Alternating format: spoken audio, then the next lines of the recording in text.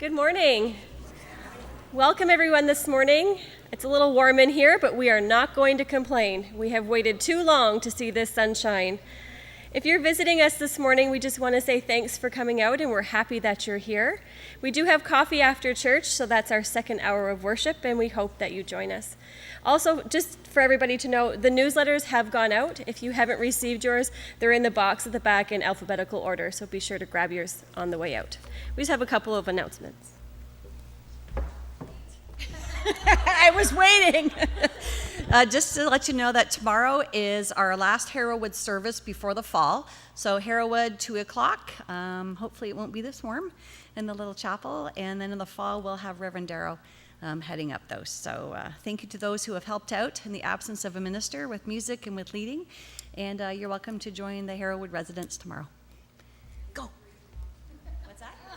Yes, we're doing a sailboat race on June the 9th, that's a Saturday, for cystic fibrosis.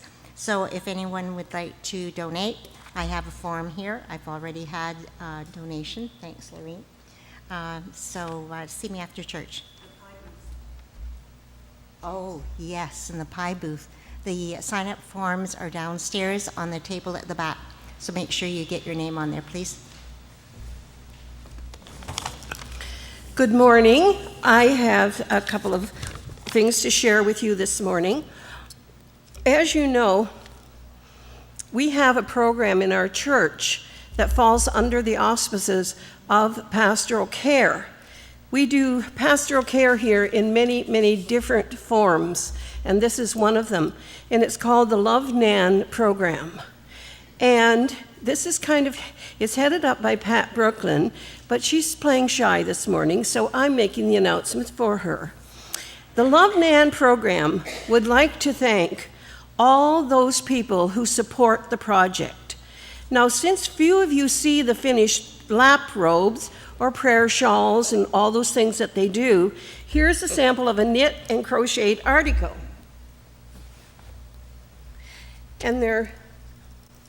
And people of our congregation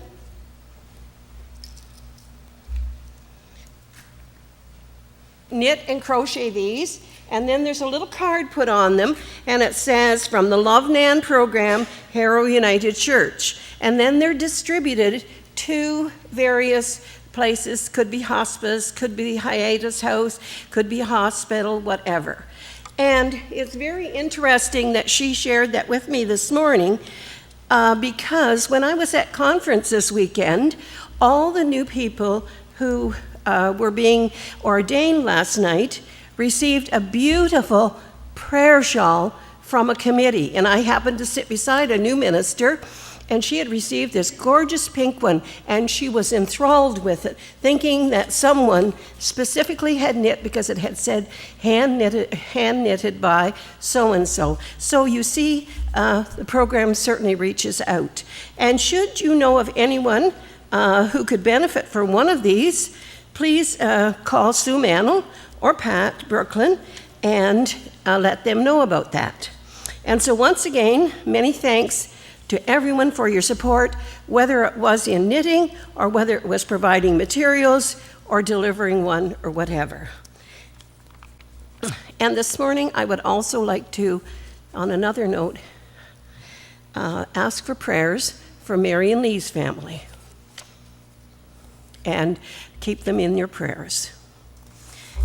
And also, as I mentioned, Lorene Chickus and I had the privilege of attending the annual meeting of London Conference.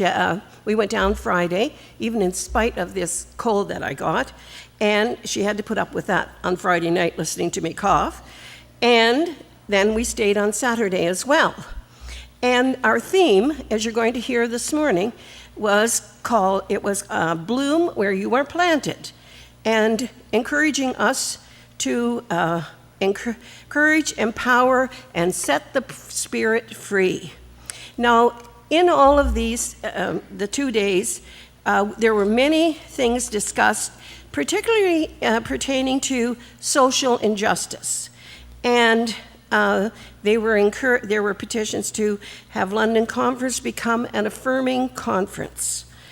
and they discussed child poverty. And some of you have seen the dolls that the United Church women have knitted and taken to Parliament Hill to get the attention of our people there to understand about, they call it bread to stones, and you may have seen something about it in the Observer. And so we were encouraged by those things that are happening. And they talked about climate change and preserving God's good creation. And there was a fair amount of time also spent on residential schools, which still continues to be a concern of all people in the United Church.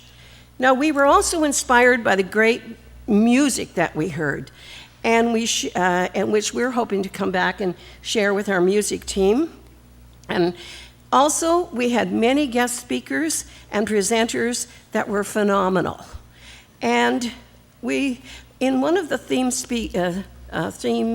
presentations, we were, they spoke to us that God scatters us as seeds in various ways, and we need to take risks to live out loud, but we cannot do it by ourselves. We need others to work with us and beside us, and we can do it with perseverance and prayer. And the song that went with that was Color Outside the Lines, and that was one song I absolutely loved. And I thought of all of you people when I heard the words, working together and working beside us and doing it in perseverance and prayer, because I know that's what you do here in Harrow United. Wonderful things are happening around us. And this was a great speaker from the States. And she likened it to spring, not the winter. She was born, I think, in Jamaica, so she said, I love the spring. And spring is coming, she said. She said, watch it come. And we're starting to bloom and grow. And she was just excellent. And I wish you could have heard her. Now, also, we heard from the Reverend Gary Patterson, our former moderator. He gave us hope and ideas how we can survive as churches. And we need to remember our history, our crisis, and what we have come through. And abundance versus scarcity. His belief is that we do have abundance, we do have scarcity, but there's always enough for everyone. In our churches and in our lives, there is the essential stuff that we need to hold on to. But in our churches, as well as in our lives, there is that need of a lot of things that we need to let go.